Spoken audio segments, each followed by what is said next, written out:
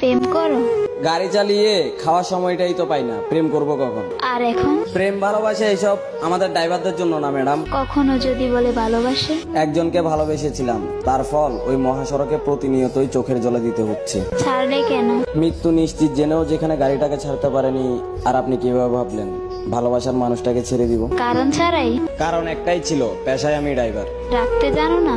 হাতে পায়ে ধরেও রাখতে চেয়েছি। নতুন কেউ জুটেছিল কি তার?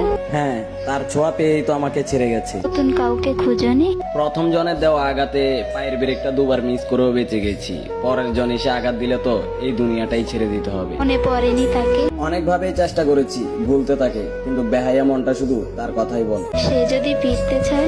শত কষ্ট হলেও অপমান করে তাড়িয়ে দিব তাকে, কারণ আমি যে চলে এসেছি মৃত্যুর খুব কাছে। আবার ভালোবাসবে তবে?